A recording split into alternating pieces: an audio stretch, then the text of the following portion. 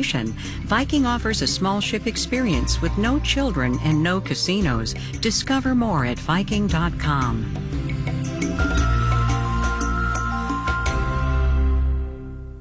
What is it that makes humans human? The answer is complicated. One of the things I've been most interested over my career is trying to figure out what is actually pan-human and what is just the particular societies that we grow up in. The surprising ways in which culture shapes our bodies and our minds. This week on Hidden Brain from NPR. Tomorrow at 2 on WNYC. Support for WNYC comes from Columbia University School of Professional Studies. Upskill for the changing workplace with flexible master's programs. Application deadline June 1st. More at sps.columbia.edu/upskill. Coming up next hour on All Things Considered, we'll check in with elementary school students undergoing a digital detox. And it's Friday, so we'll get a British-themed week in music with WNYC's John Schaefer and the latest on President Trump's push for a $250 bill with his face on it. This is Marketplace. I'm Kai Risdal. Every now and then on this program, we do a story on the bond market, specifically a story that builds the interest rates for short, medium, and long-term government bonds. We do those stories because the yield curve can tell us some things about what investors think is going to happen across each of those short, medium, and long-term timeframes. There are, it turns out, similar conclusions to be drawn from the oil futures market, which are basically bets on what the price of oil is going to be at the end of, could be next month, next year, even a decade from now. Marketplace's Justin Ho looked at what oil futures are telling us then about where oil prices and energy markets overall might be headed.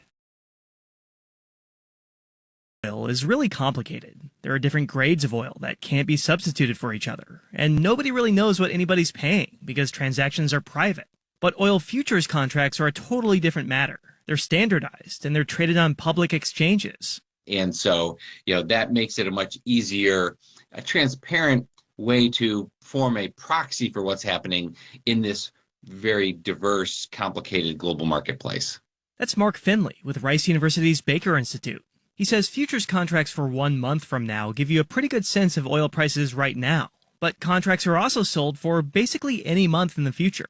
The only limit is where's the trading activity? I mean, how far out do people want to trade? Finley says some people buy oil futures to lock in prices, to hedge against uncertainty. Others trade them to speculate. Either way, the price of oil that's baked into those contracts reveals people's expectations about the future, says Anna Mikulska, head of analytics at CGCN Group. It builds basically up on where we're thinking the market is going. For instance, if the market thinks demand for oil will slow down in the near future, that means that in maybe 2-3 months, we will see the oil prices going down. Hence, we're not going to be pricing the oil at what it is right now. We will discount it by, another $5 or $10. But right now, futures markets are reflecting a very different expectation, that prices will remain high over the next few months, as long as the Strait of Hormuz remains closed, around $90 a barrel. That's telling us that the market is extremely tight. Matt Smith is director of commodity research at the data and analytics firm Kepler. Even a year from now, the futures market is betting that prices will still be higher than they were before the war. Smith says that's because once hostilities end, demand for oil will pick up, especially from countries that depend on the Middle East for their oil. They're going to build these inventories so that they have a bigger buffer, so they're not left dependent and scrambling on other countries to get barrels from. When you go even farther out on the curve, say 5+ years from now or even longer, prices fall to $60 a barrel or even less. Dylan White, an oil market analyst with Wood Mackenzie, says that means by then the market is expecting a glut of oil. And that obviously puts downward pressure on oil prices, especially compared to 2026, where we have a major undersupply due to the Strait of Hormuz closure. White says oil-producing countries, including the U.S., have been ramping up production, and demand for oil may well plateau in the next decade. And that's a number of factors, but one of them has certainly been increasing electrification and EV penetration. White's firm, Wood Mackenzie, says the war in the Middle East could cause oil and gas importing countries to intensify their embrace of renewables.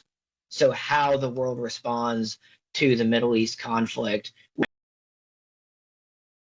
moving forward, and absolutely that has major implications. And and for oil prices. I'm Justin Ho for Marketplace.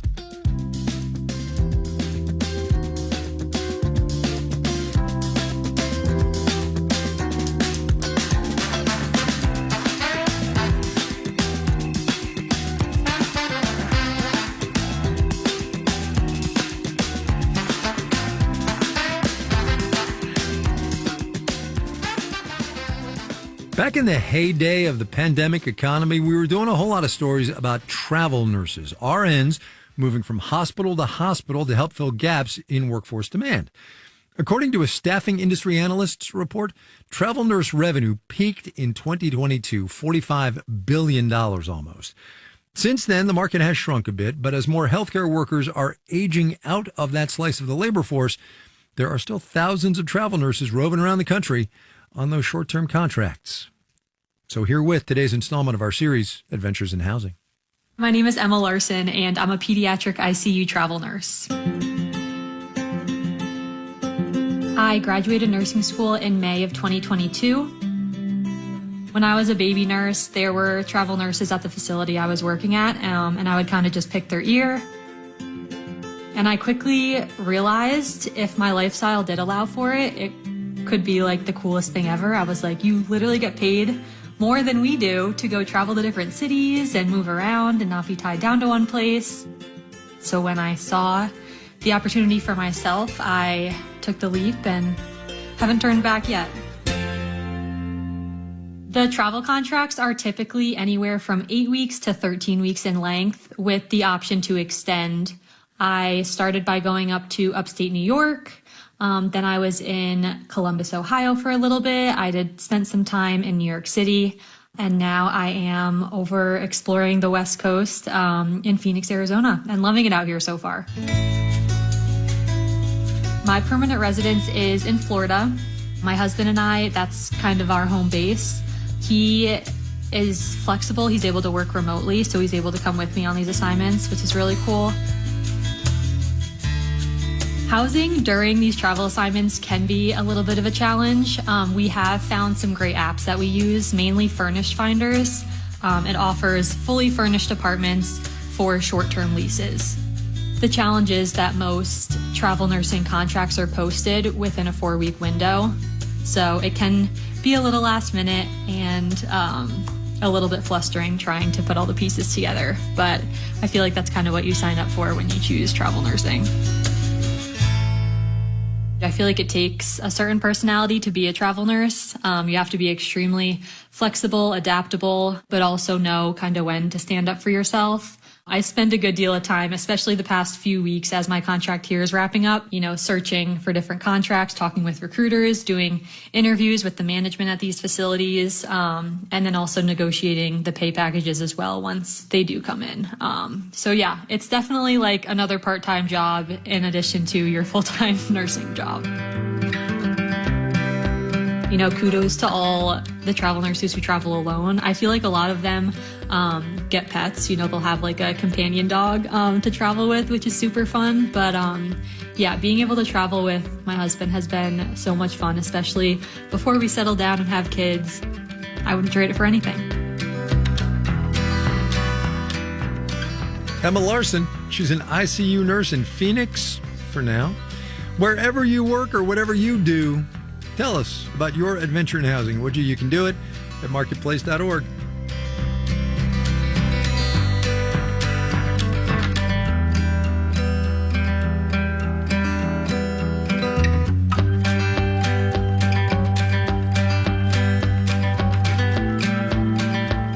Marketplace is supported by Progressive Insurance, helping protect small businesses and the owners that run them. Whether a plumber, accounting business, or restaurant, Progressive can help with over 30 customizable coverages. Online quotes available in as little as 6 minutes at progressivecommercial.com. And by Wealth Enhancement, providing financial planning that may include retirement planning, investment management, and tax planning services. Information about comprehensive planning is available at wealthenhancement.com/build. This final note on the way out today, Goldman Sachs is out with a new research note Nothing boring like equities research or corporate profit estimates. No, as it has done a couple of times in the past, Goldman has applied some analysis to the World Cup, which starts in less than 2 weeks. I'll spare you the details because honestly, they suck all the emotion and the intangibles out of the beautiful game. Suffice it to say, Goldman has Spain with a 26% probability of winning, France at 19%, Argentina at 14%.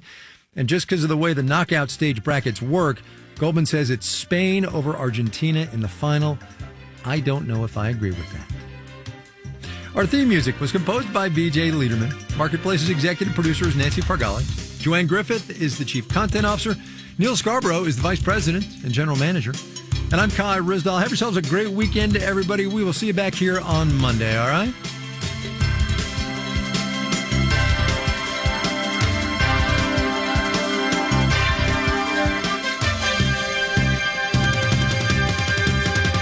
This is APM.